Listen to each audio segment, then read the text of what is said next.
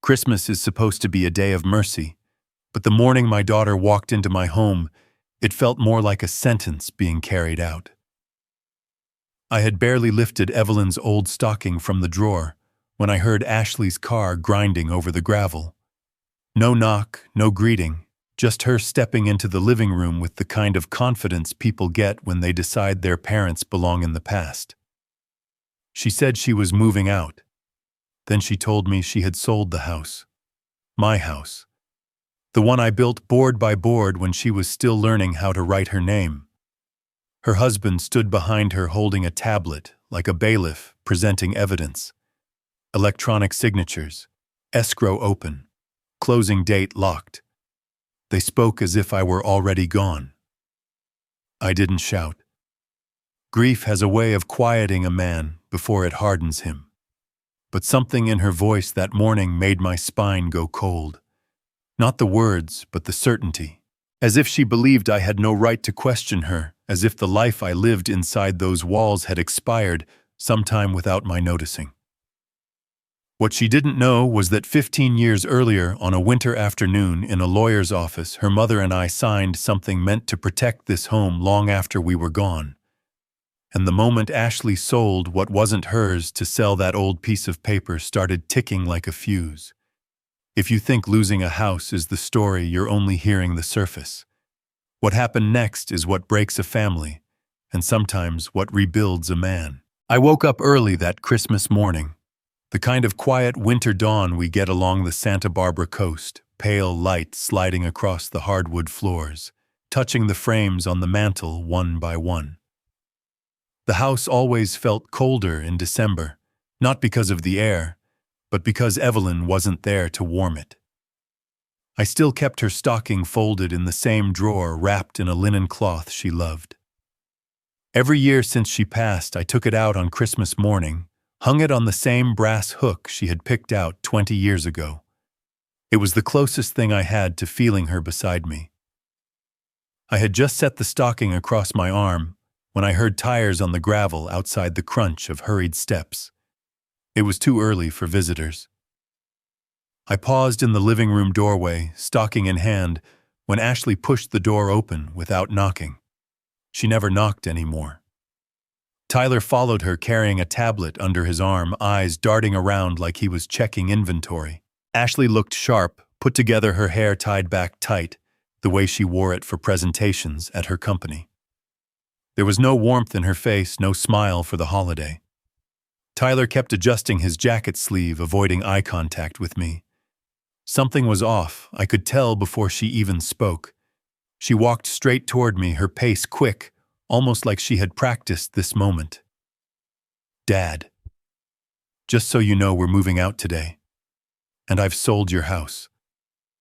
I stood there with Evelyn's stocking still resting on my arm, feeling suddenly foolish for holding something so fragile in a moment that felt so sharp. For a second, I didn't understand what I had heard. I thought maybe she meant she sold her condo in Los Angeles, or that she needed help selling something. But then Tyler turned the tablet toward me, the screen showing a digital contract with electronic signatures. His voice was tense. The sale was finalized on the 23rd. Escrow is open. Closing's set for the 26th. I stared at the documents, the numbers, the address, my own home spelled out in cold type. Ashley spoke again before I could find my breath. "This is the most practical choice. You don't need a property worth nearly $10 million. Dad, you can't maintain a place like this anymore. It's too big for you.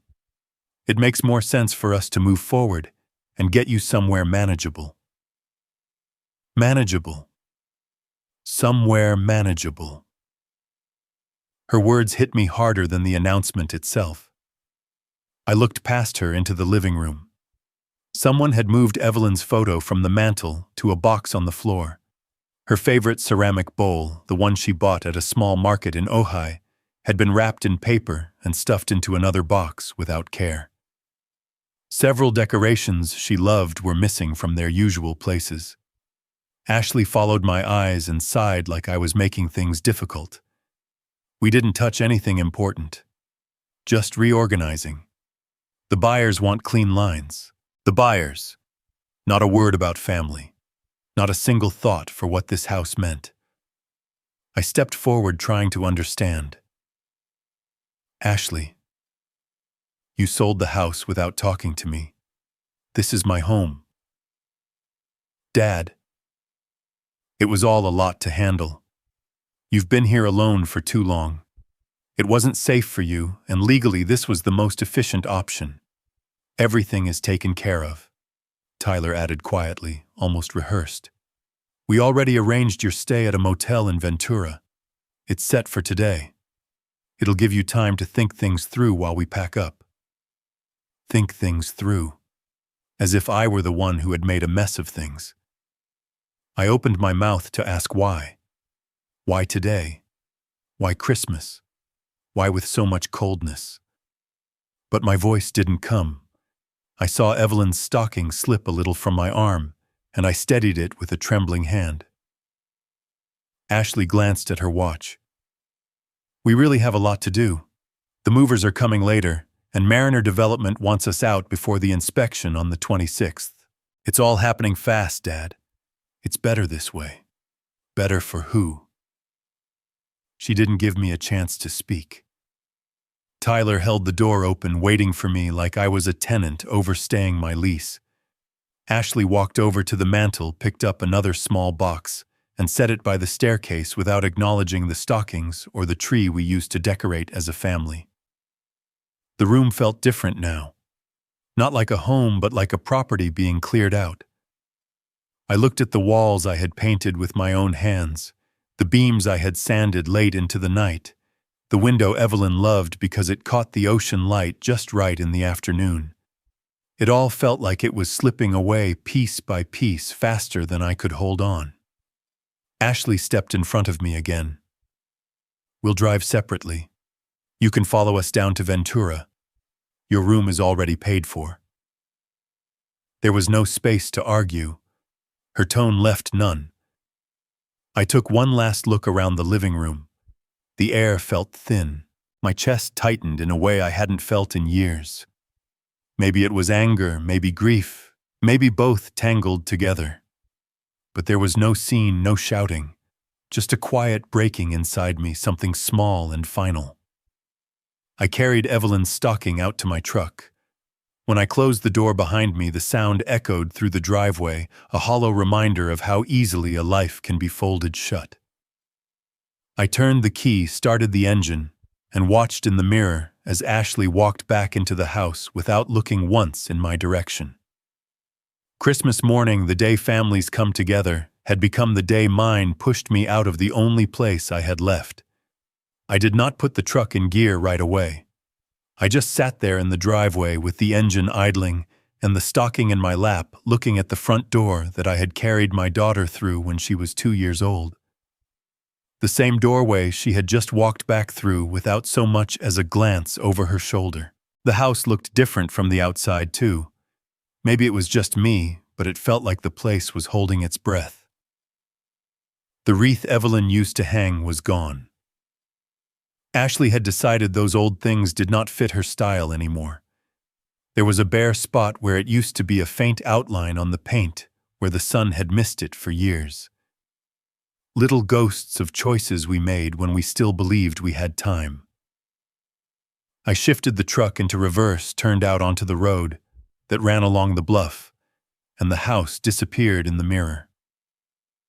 I had driven that road 1,000 times over 40 years. That morning it felt like I was driving it for the first time and the last time both.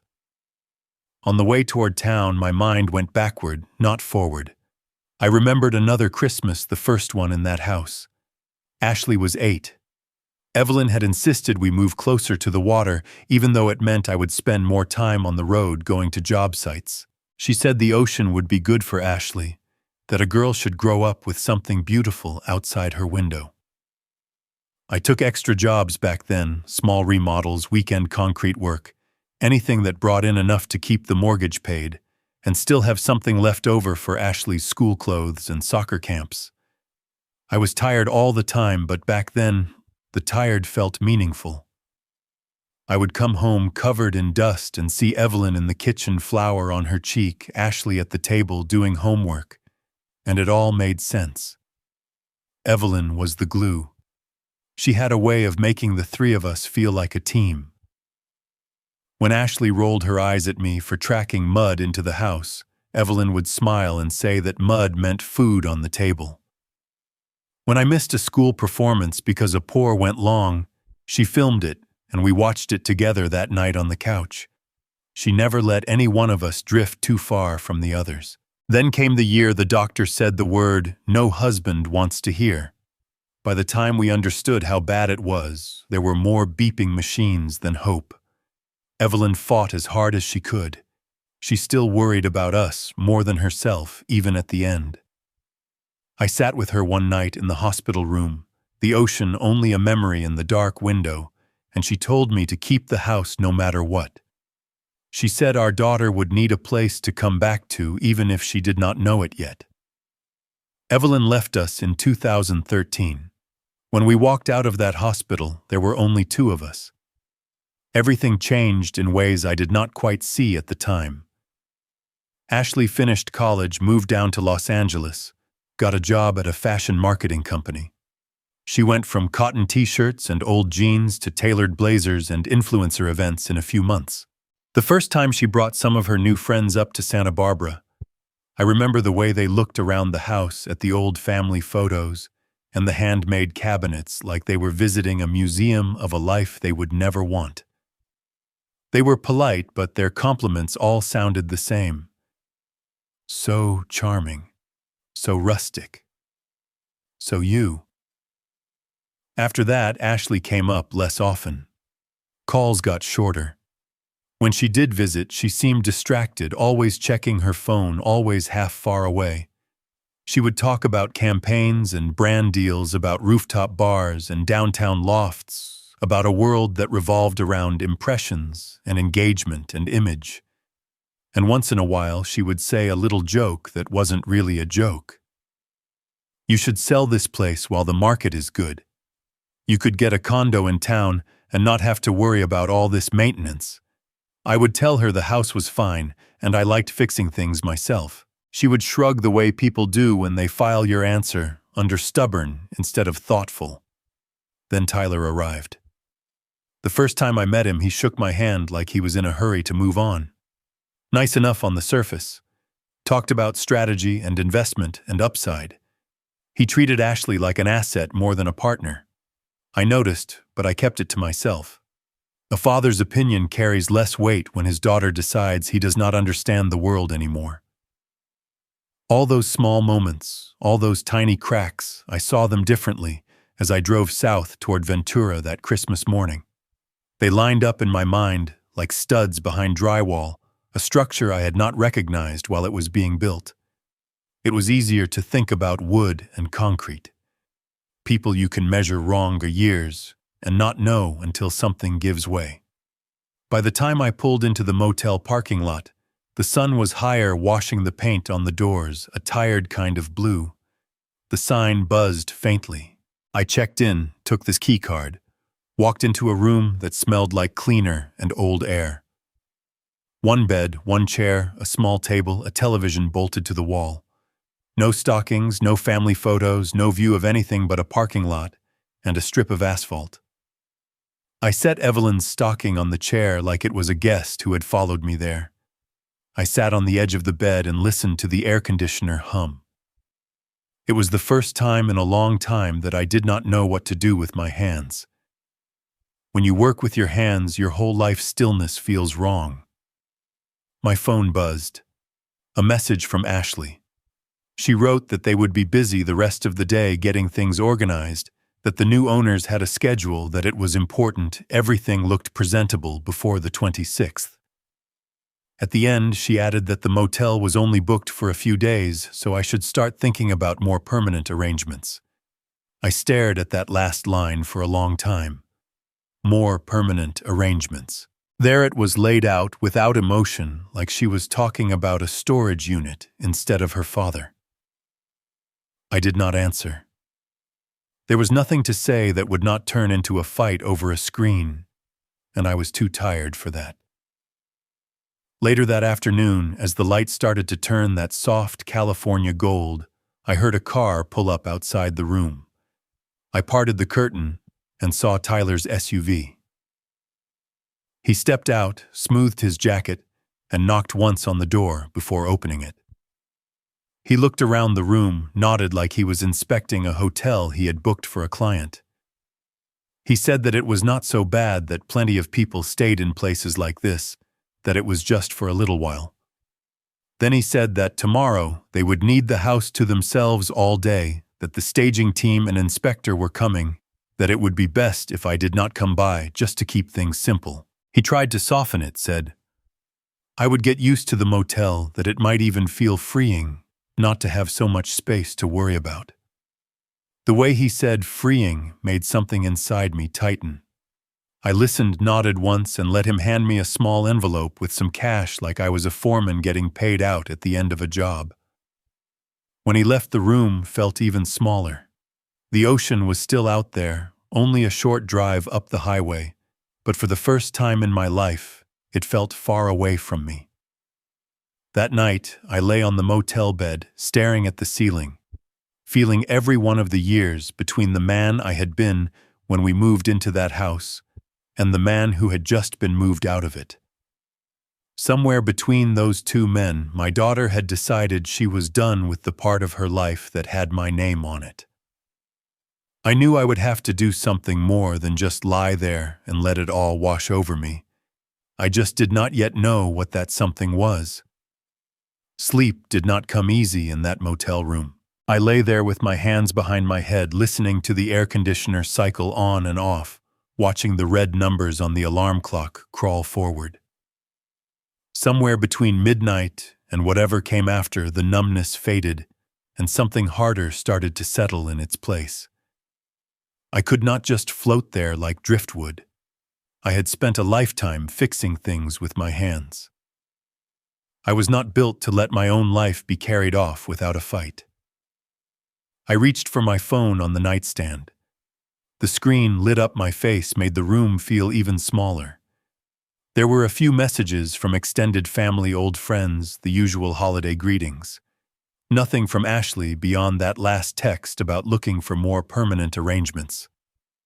I scrolled past all of it and found the name I was really looking for. Jonathan Blake. He had been in my phone since before smartphones were a thing. We met on a job when I was still running my company. I was building a small strip mall. The developer's deal went sideways. Lawsuits started flying, and Jonathan was the one who helped me get paid without losing my shirt. He was not just a lawyer. He was the kind of man who read every line of a contract and still remembered the person who had to live with it. I hesitated for a second. It was late. Christmas night. He had a family of his own. Grandkids. A life. But the thought of sitting there another hour doing nothing felt worse than the thought of waking him up. I pressed call and held the phone to my ear. It rang longer than usual. I was about to hang up when his voice answered, rough with sleep but clear. Mike, you all right? I told him I was in Ventura, that Ashley had sold the house, that they had me in a motel and a sale pending. I tried to keep my voice steady, to stick to the facts, but he could hear what was underneath. The silence on his end was not confused. It was calculating, like he was taking measurements in his head. He asked when the sale had been signed, who the buyer was, what date they had listed for closing. I told him what I knew. He sighed the way a man does when he sees bad wiring behind a wall. Come see me in the morning, he said. 10 o'clock at my office in Santa Ynez. Bring whatever you have on the house. Deeds, tax bills, that old file we put together back when Evelyn was sick, if you can find it. I told him I did not have anything with me. It was all still at the house. He was quiet for a beat, then his voice shifted. All right. Then I will pull my copies. And Mike, I am going to have Marcus look into something tonight. Marcus Hale, Jonathan's investigator. Quiet man, all edges and patience. I had seen him work once before on a fraud case for a buddy of mine. The guy had a talent for finding numbers people thought they had buried in the dark. Jonathan said he wanted to know what kind of financial hole Ashley and Tyler were standing in. He said people rarely move this fast on a house like mine, without a clock ticking somewhere else. He told me to get some rest as if that were still an option, and promised to call when he had something.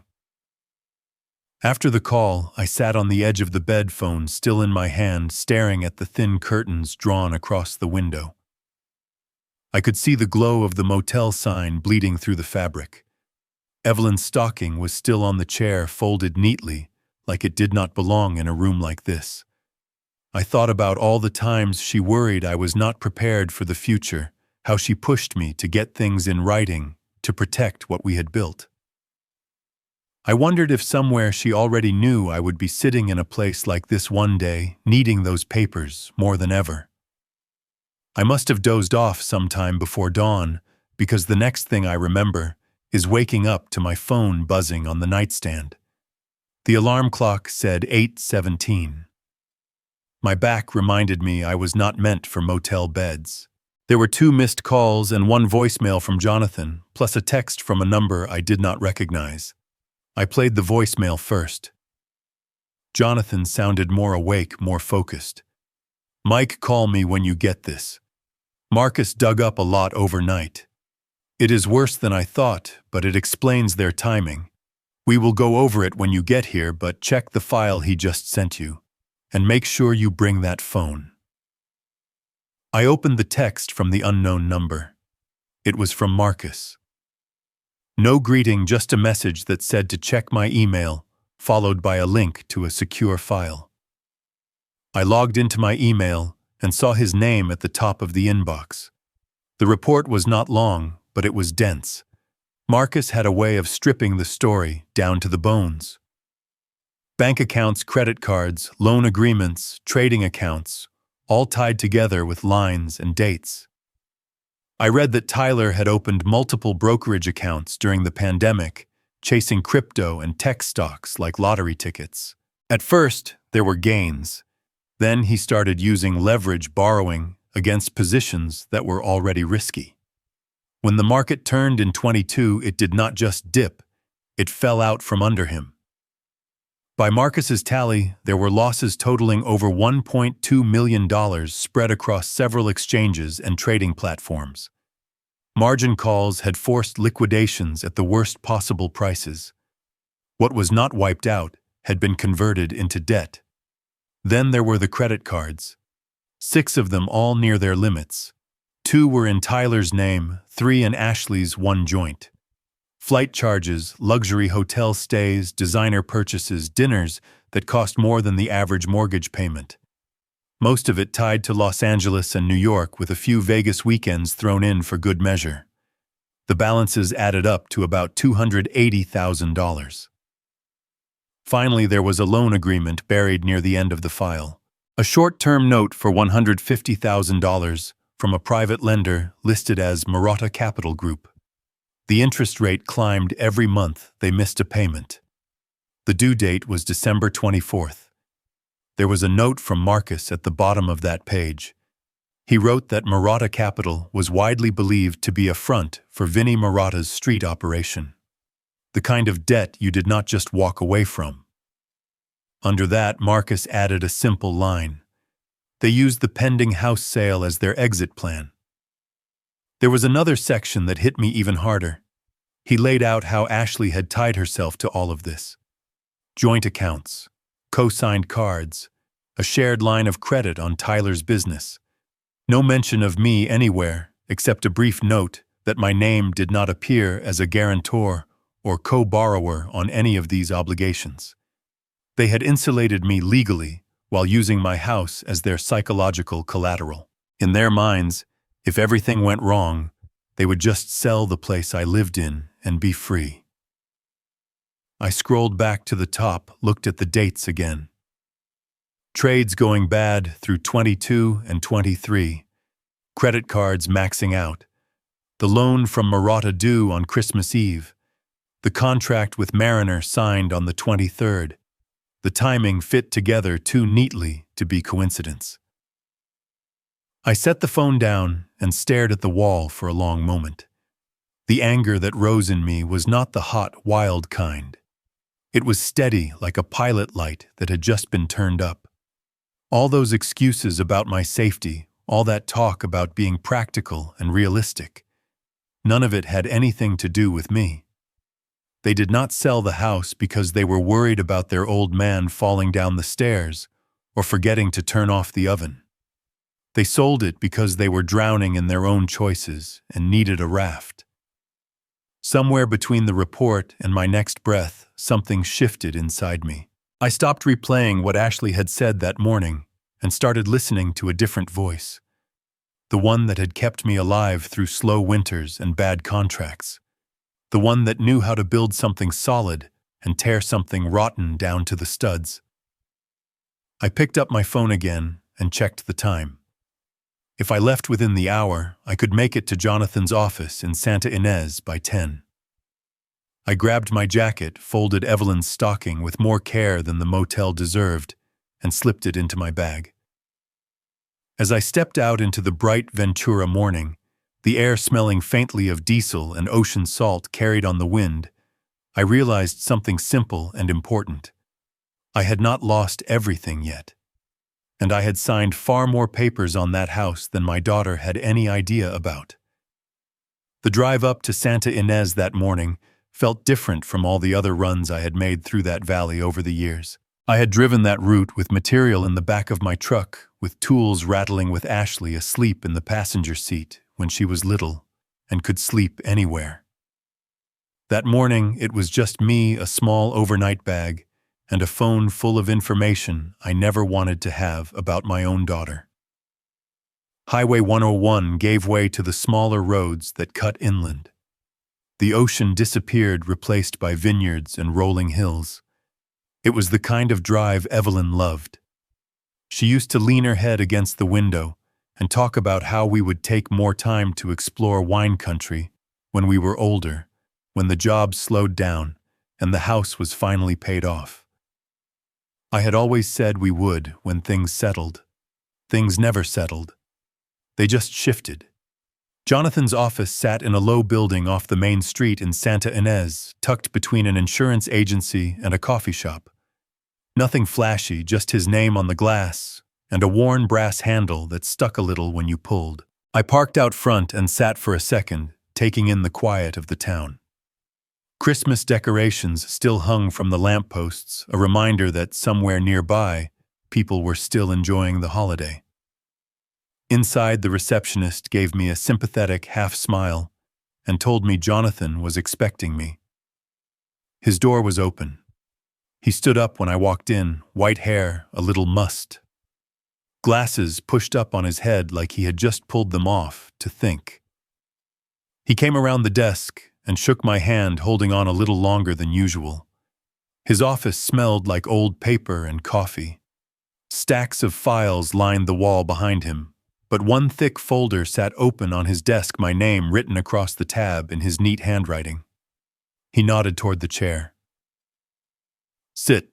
We have a lot to walk through." I took a seat. He slid the folder toward me, the pages already marked with sticky notes. On top was a document with a date in the upper corner. December 25th, 2010. Do you remember this, Mike?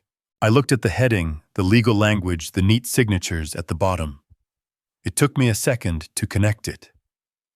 Then it came back. Evelyn in a hospital bed, worried about what would happen if something took me suddenly, and Ashley wasn't ready. That long conversation in this same office about how to keep the house safe no matter what happened.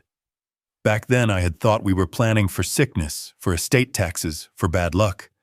I didn't realize we were building a wall against our own child.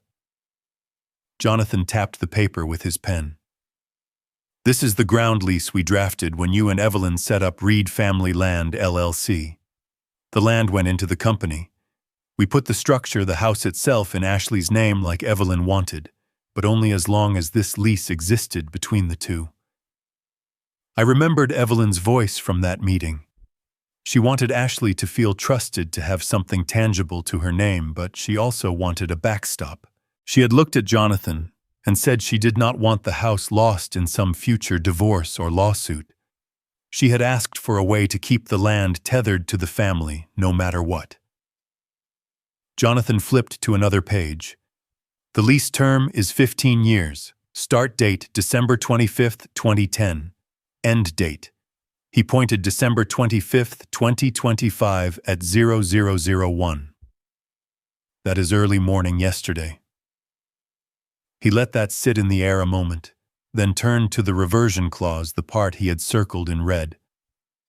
Under this, if Ashley did not sign an extension before it expired, everything on that land, including the house, reverts automatically back to the LLC you control.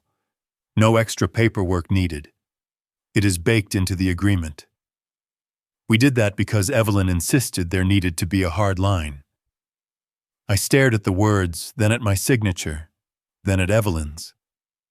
My name looked younger on the page, the lines less shaky. I remembered sitting where I sat now, nodding along as Jonathan explained it, trusting him and trusting the woman who sat beside me, already feeling weak, but still thinking years ahead. Did Ashley ever come in to renew this? Jonathan asked. I shook my head. Not that I know of. She would have told me. He flipped through the file, checked his own records, then shook his head too. She did not.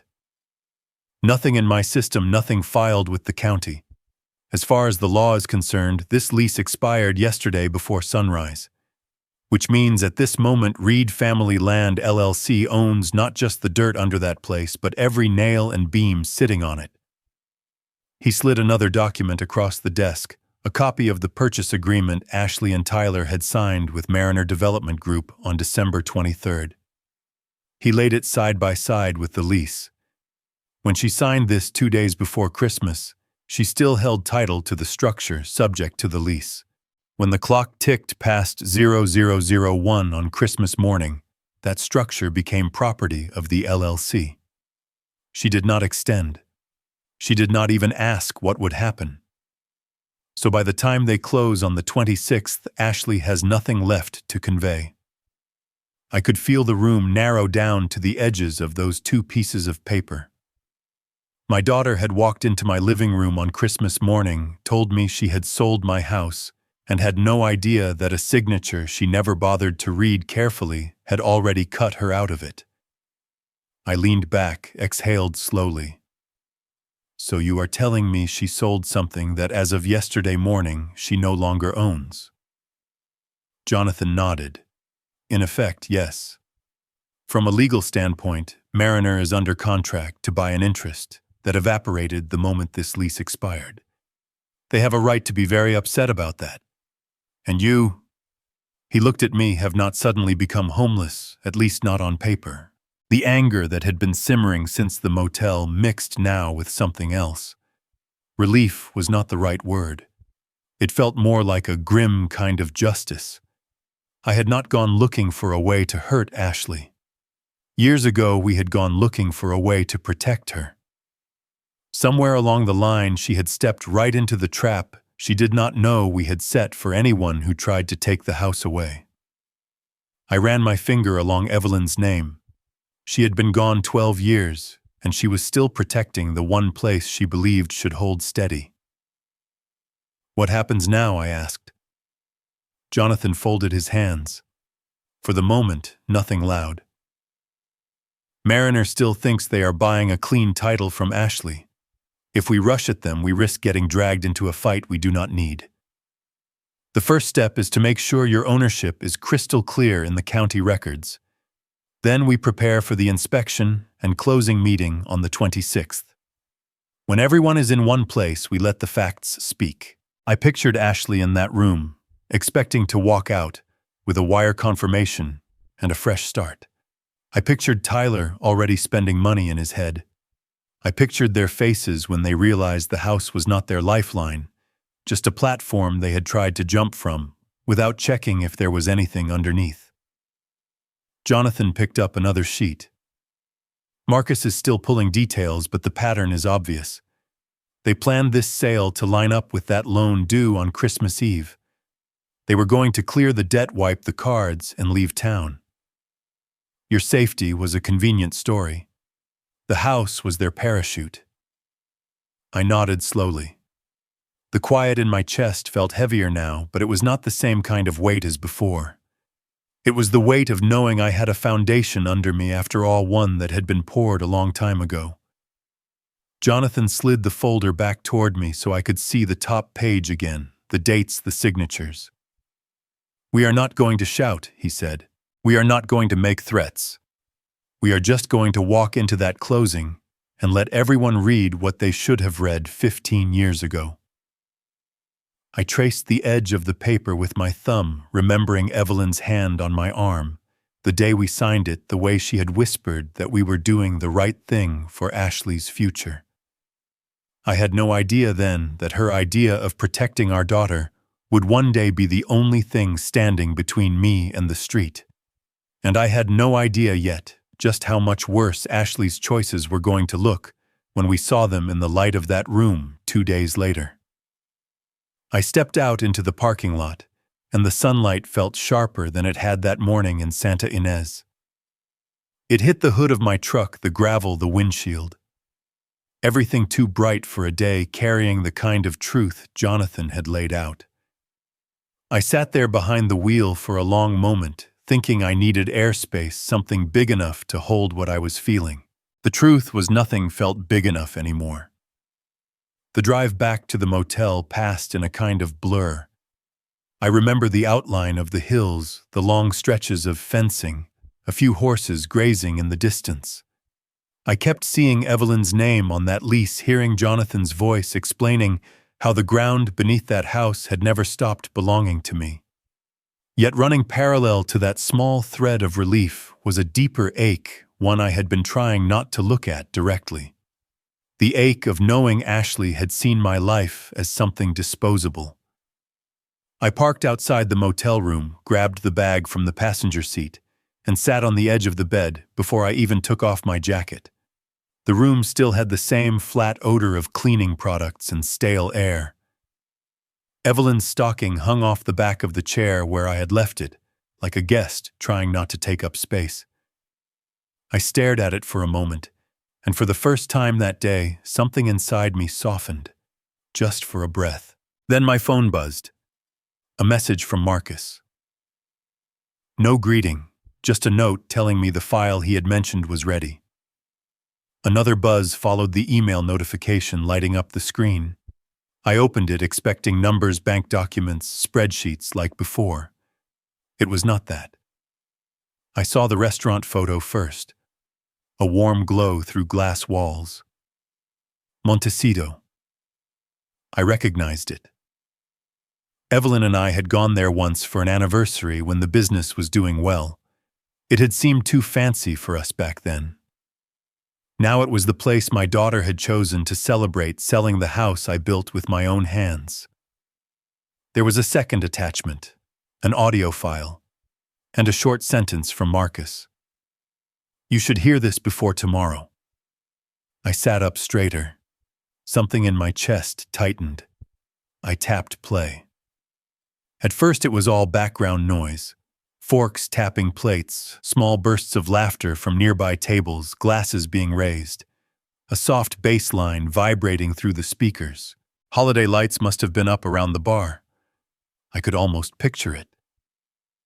Then I heard Ashley.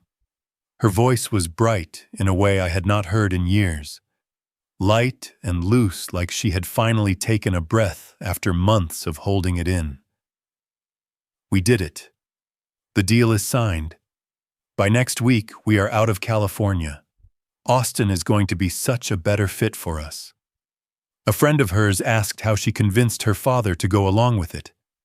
Her answer came without hesitation. He does not understand this world anymore. Honestly, it is kinder for him this way, less for him to manage.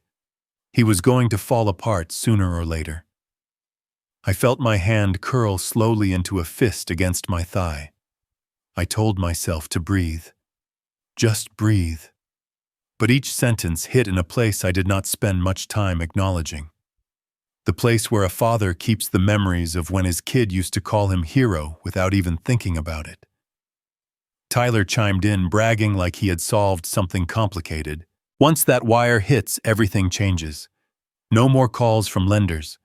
No more panic at the mailbox. A real fresh start.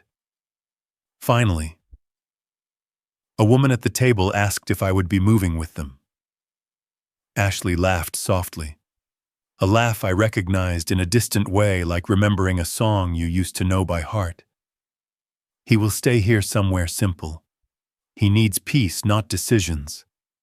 God knows he has made enough bad ones. I closed my eyes for a moment. It was not the words themselves.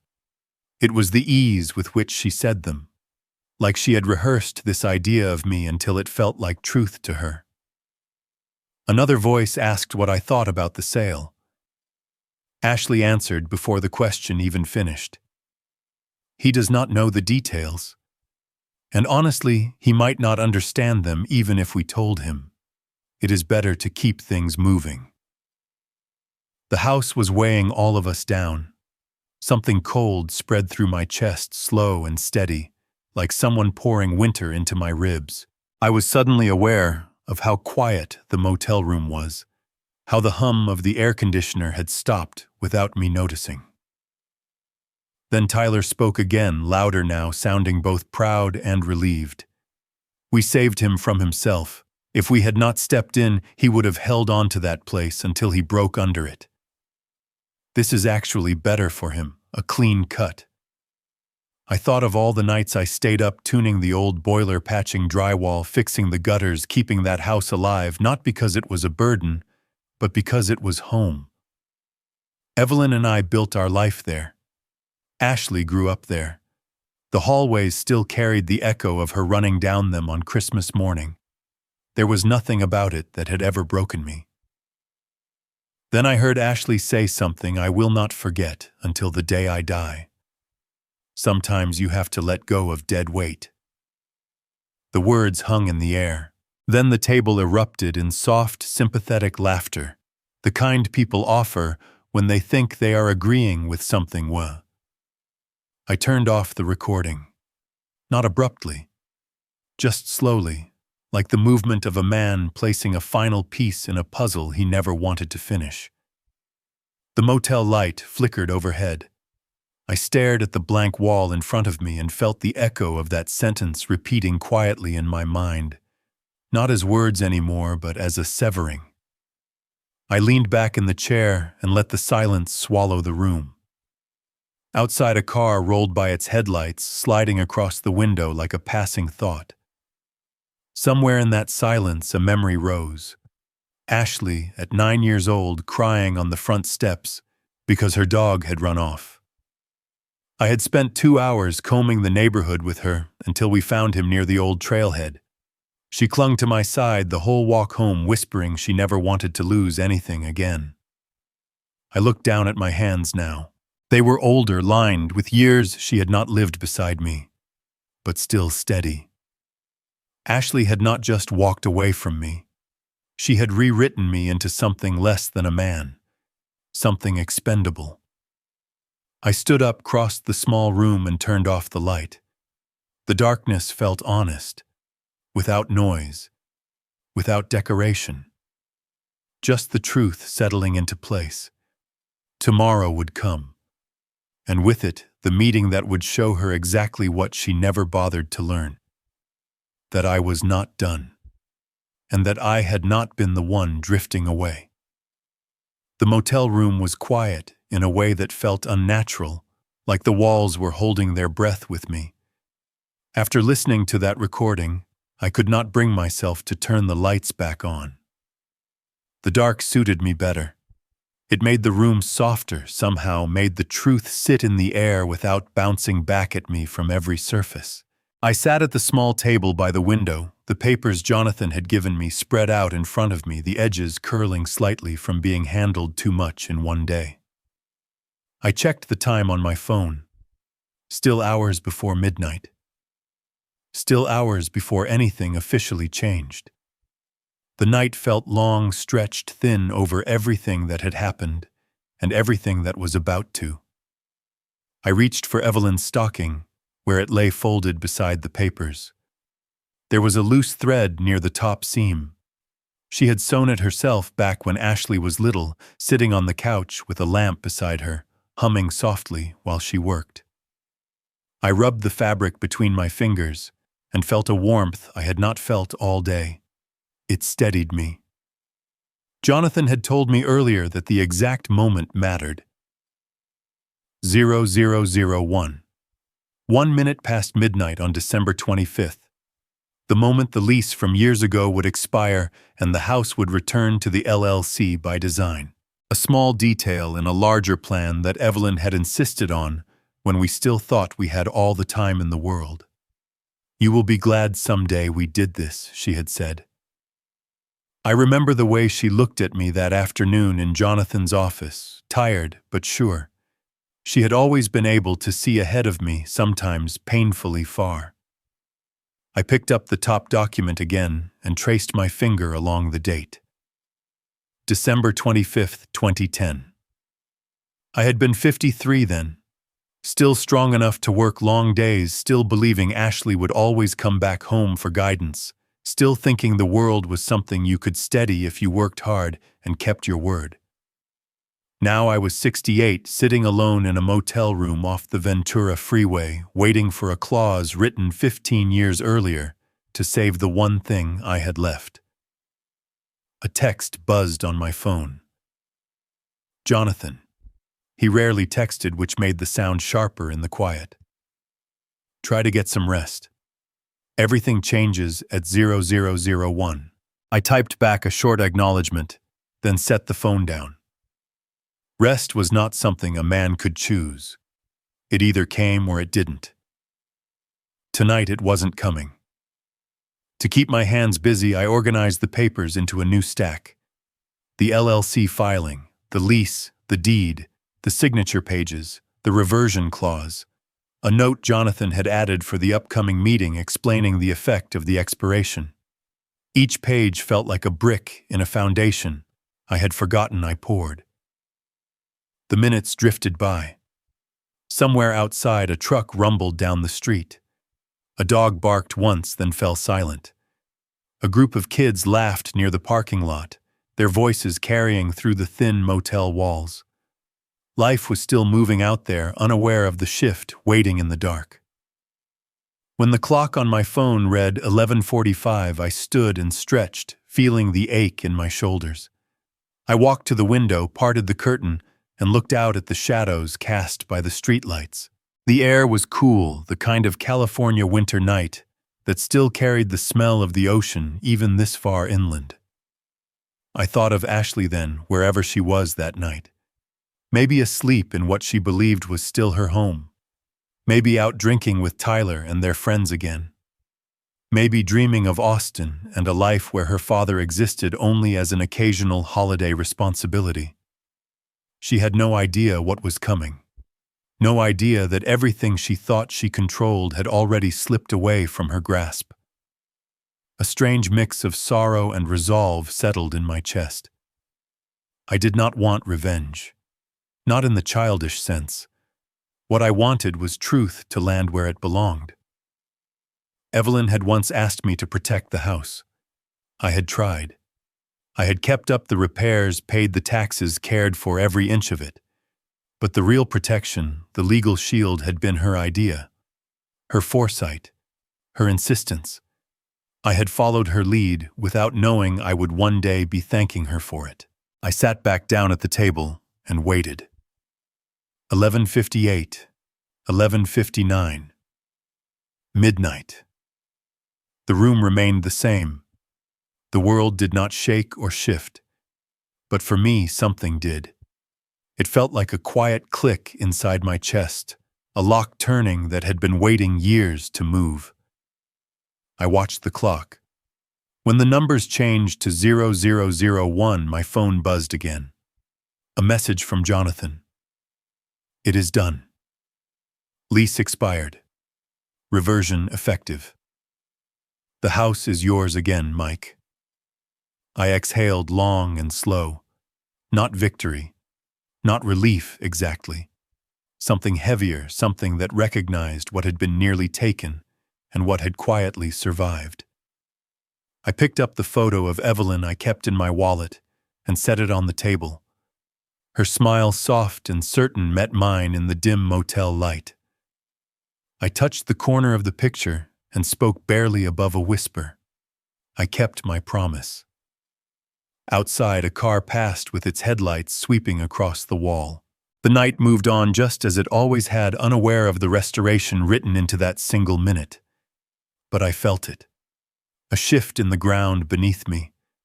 A return not just of a house, but of the part of myself Ashley had tried to strip away.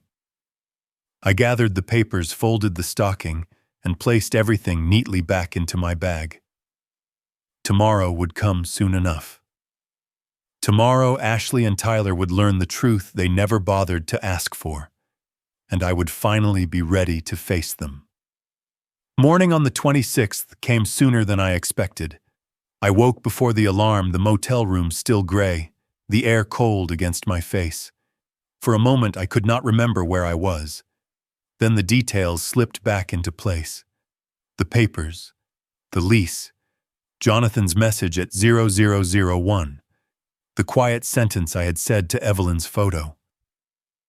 I got dressed slowly, careful with each movement, not out of frailty, but out of intention. Old jeans, a clean flannel, the jacket I used on job sites when the wind came in off the water.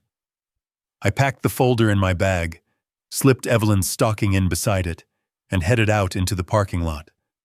The drive back up to Santa Barbara felt different that morning. The sun was higher, the sky a clear winter blue, the kind of day tourists would love. I passed the same exits, the same gas stations, but I did not feel like a man going home. Not yet. I felt like a man going to a job he had not asked for, but knew how to finish. As I turned onto the road that led to the house, I could see more cars than usual, parked along the curb. A white SUV with the Mariner logo on the side. A black sedan that looked like it belonged to someone official. Jonathan's older sedan. Another unit marked with the county sheriff emblem. I parked a little further down near the bougainvillea Evelyn had planted years ago. It had grown wild in my years alone, spilling over the fence in bright colors. Seeing it there, stubborn and alive, gave me a small, steadying comfort.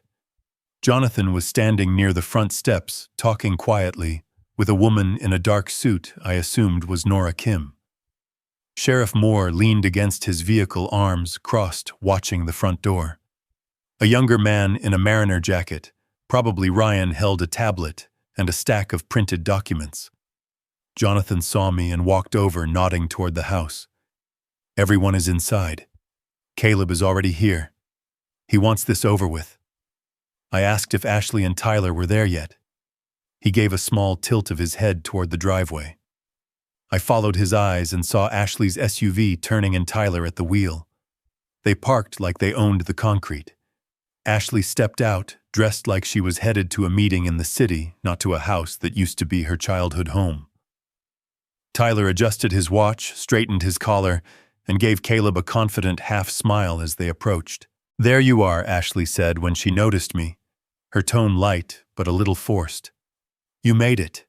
That is good. We can all get through this together, and then start moving forward."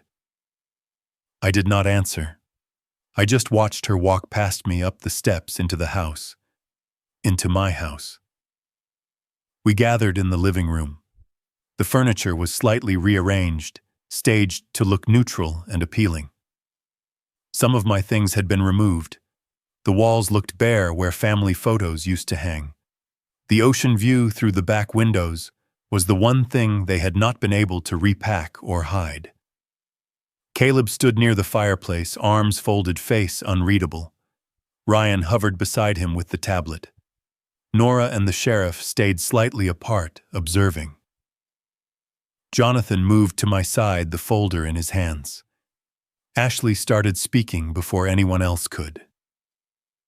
"Thank you all for coming. I know the timing is tight after the holiday, but this is the best window we had. I think you will find everything is in order.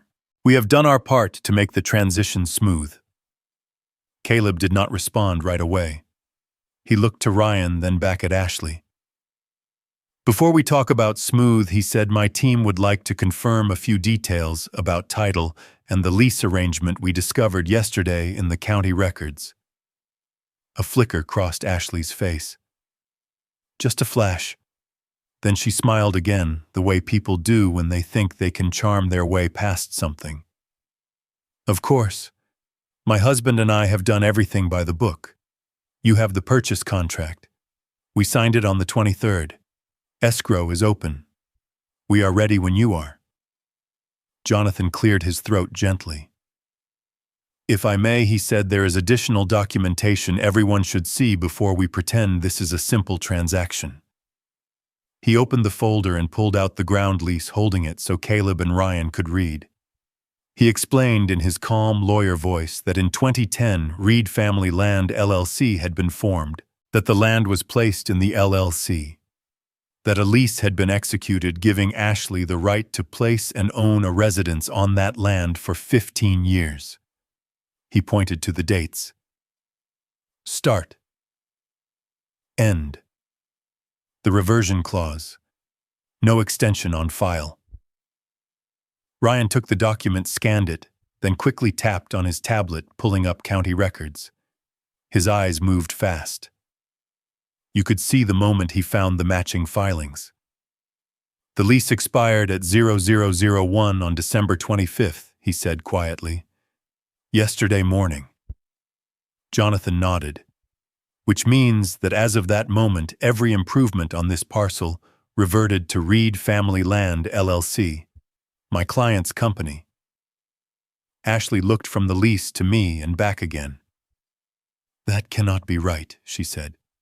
"No one told me that. I have been on the deed for years. This is my house." Jonathan stayed calm. "You were on the title to the structure subject to this lease. When it expired, that changed. You have not held any ownership interest since early Christmas morning. You cannot sell what you do not own, Ms. Reed." Tyler stepped in, voice rising. "There must be a way around that. Some technical fix. We signed with Mariner in good faith. This is paperwork. It can be adjusted." Caleb finally spoke, and his tone left very little room for interpretation. "We signed based on representations that you held clean title. You either knew about this lease and concealed it, or you did not do your homework. Neither option is good for you." He turned slightly toward me. "As of right now, it appears the only party with legitimate claim to this house is Mr. Reed." The words settled over the room. Ashley's confidence cracked. It showed in her eyes first, then in the way her shoulders dipped. "Wait," she said, looking at me fully now, really seeing me. "Dad, you knew about this. You planned this." I met her stare. My voice came out steady. "Your mother and I planned to protect this house. We did that long before you ever thought about selling it." There was a beat of silence. Then Sheriff Moore stepped forward, holding a folded document. "Ms. Reed, Mr. Grant," he said, his tone professional. "The county has been notified of a potential case involving fraudulent transfer and possible financial abuse of an elder. This is a notice that an investigation has been opened. You both have the right to counsel, but from this point forward, I would advise you choose your words carefully." Ashley's face drained of color. Financial abuse. Fraud. Those words do not apply to me. I was helping him. I was taking responsibility. Nora spoke for the first time, her voice measured. "Using the property of an elderly relative to resolve your own private debts without full disclosure can fall under that category. Combine that with misrepresenting your ownership stake to a buyer, and yes, it very much can apply." Tyler started to protest, hands lifted, trying to explain, but his sentences broke apart as he tried to cover too much at once. Market changes, temporary setbacks, family understanding. None of it changed the fact that every eye in that room had shifted from potential partner to potential problem. Ashley turned back to me, tears forming, now the kind she used to have when she scraped a knee, not the kind a woman has when her entire plan collapses. "Dad, please. Tell them you are fine. Tell them this was a misunderstanding. You can sign something. Extend whatever that lease was. Make it like it was before. We will fix it. We will pay you back." I looked at her, at the daughter I had carried on my shoulders across the sand. The girl who used to fall asleep in the back seat of my truck after long days at the job site. I thought of what she said in that Montecito restaurant.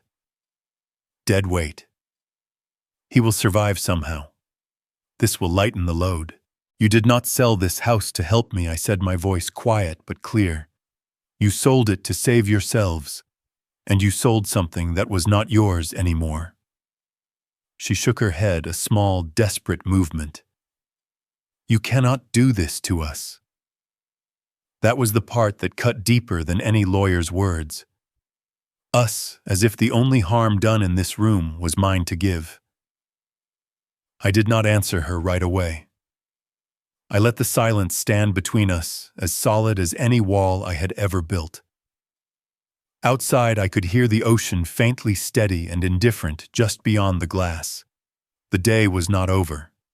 There were still papers to file, calls to make, consequences that would ripple out long after everyone left my living room. But in that moment, one thing was already finished. Whatever story Ashley had been telling herself about who I was and what this house meant, it was gone. All that remained was the truth laid out on the table for everyone to see.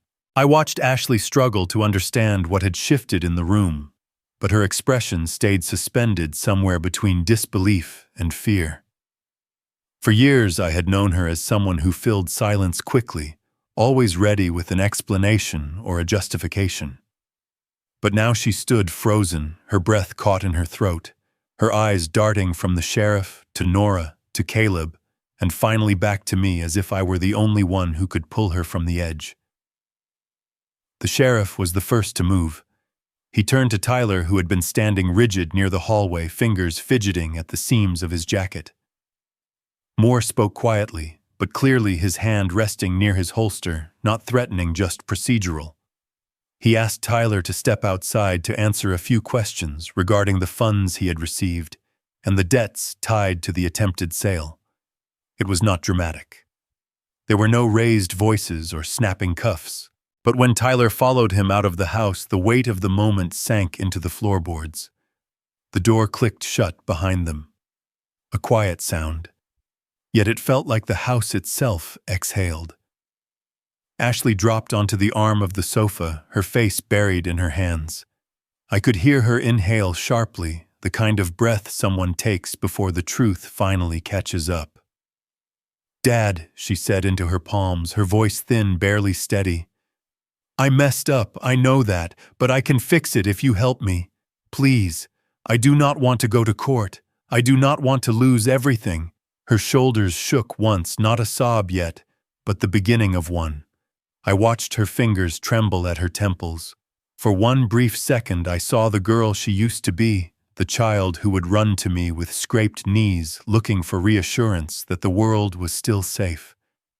But she was not that girl anymore. And I was no longer the father who could protect her from consequences she created herself. Jonathan stepped forward slightly, ready to clarify the legal boundaries, but I lifted a hand gently. This was not for him to answer. Ashley stood and moved closer to me, her voice breaking. "Tell them you gave me permission. Tell them you were confused that day. Just help me undo this before it gets out of control." I met her eyes. They were red, brimming now. I spoke slowly, the words shaped by all the nights I had tried to forgive what I did not yet know. "I cannot erase what you chose to do, and I will not pretend this was for my benefit. You tried to sell something that no longer belonged to you, and you did it knowing I depended on that house to live." She shook her head violently, as if she could force my answer into something different. Caleb looked up from the documents and addressed her with a calm she did not expect.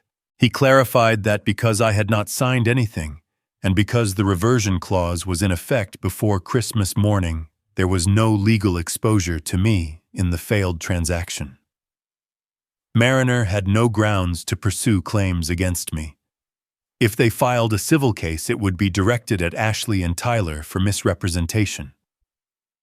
Nora confirmed that her office would finalize the investigation paperwork and notify both parties formally in the following days. Ashley pressed a hand to the side of her face. She looked as if the floor beneath her were giving way.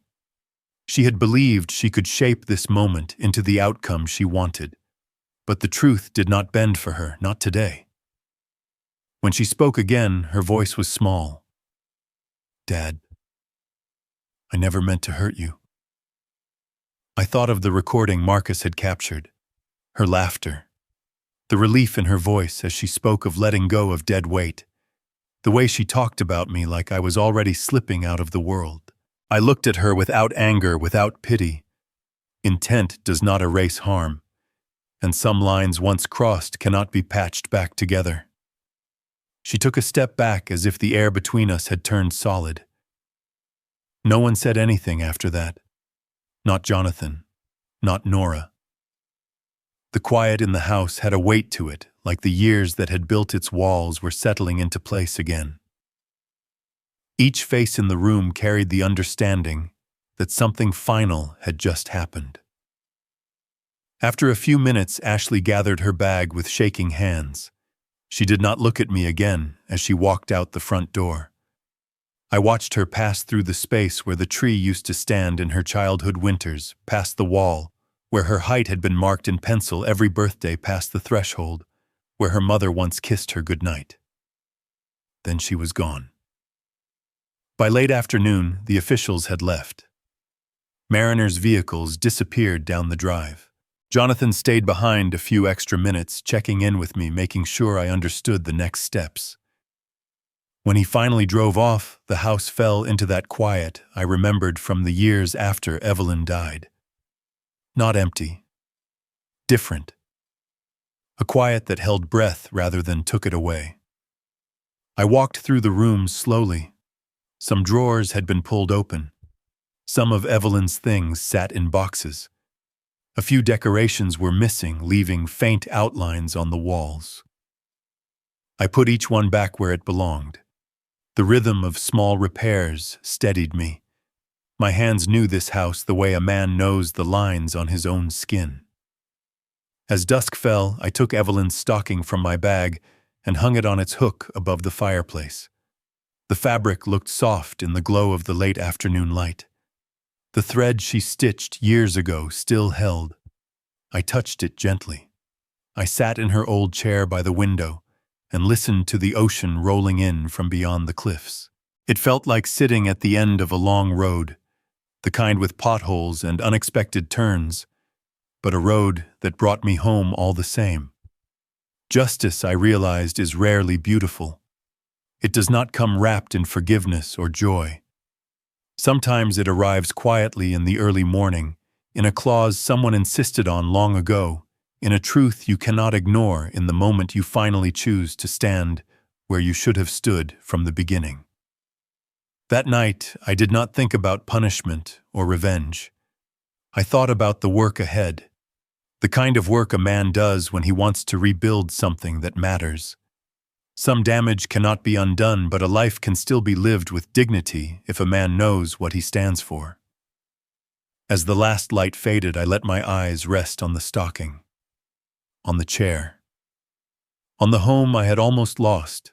If you are listening to this, maybe you have your own house to guard your own promises, to keep your own quiet battles no one sees.